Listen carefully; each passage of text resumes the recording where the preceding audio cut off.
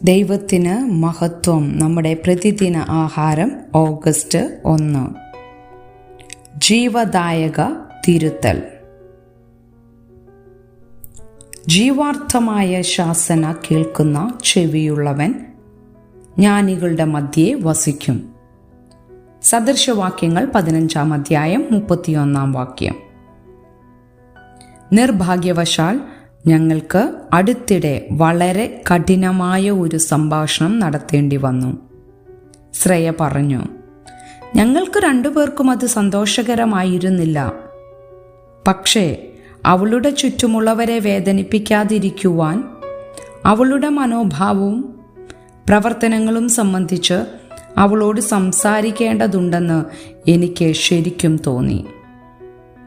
അവൾ ഉപദേശിക്കുന്ന യുവതിയെക്കുറിച്ചാണ് ശ്രേയ പറഞ്ഞത്. സുഖകരമല്ലായിരുന്നുവെങ്കിലും അവരുടെ സംഭാഷണം ഫലപ്രദവും യഥാർത്ഥത്തിൽ അവരുടെ ബന്ധത്തെ ശക്തിപ്പെടുത്തുന്നതുമായിരുന്നു. ഏതാനും ആഴ്ചകൾക്ക് ശേഷം താഴ്മ എന്ന പ്രമേയവുമായി 2 സ്ത്രീകളും സഭാംഗങ്ങളെല്ലാം ഉൾപ്പെടുത്തി ഒരു പ്രാർത്ഥനാ സമയത്തിനു നേതൃത്വം കൊടുത്തു. ഒരു ഔപചാരിക മാർഗനിർദ്ദേശ ബന്ധത്തിനു പുറത്തുപോലും ക്രിസ്തുവിലുള്ള ഒരു സഹോദരനോടോ സഹോദരിയോടോ നമുക്ക് കഠിനമായി സംസാരിക്കേണ്ടി വരും.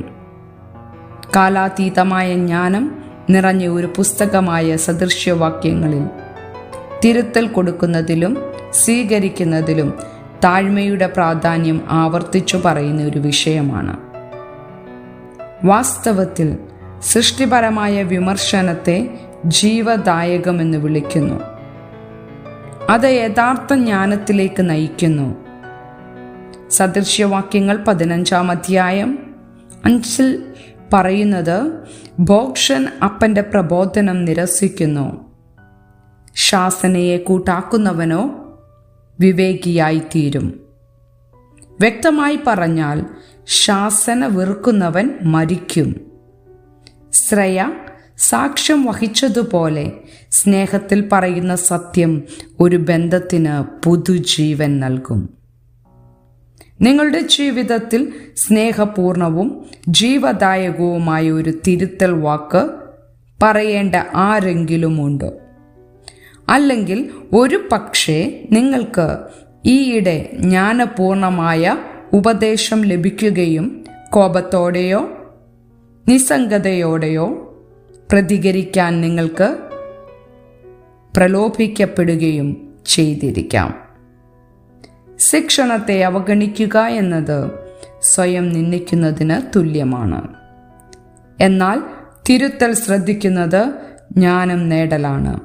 ഇന്ന് താഴ്മയോടെ തിരുത്തൽ നൽകാനും സ്വീകരിക്കുവാനും നമ്മെ സഹായിക്കാൻ ദൈവത്തോട് അപേക്ഷിക്കാം. ചിന്തിക്കുക, ക്രിയാത്മകമായ വിമർശനങ്ങളെ നിങ്ങൾ എങ്ങനെ കൈകാര്യം ചെയ്യുന്നു? താഴ്മ കാണാൻ എങ്ങനെയിരിക്കും? ദൈവത്തിന് മഹത്വം.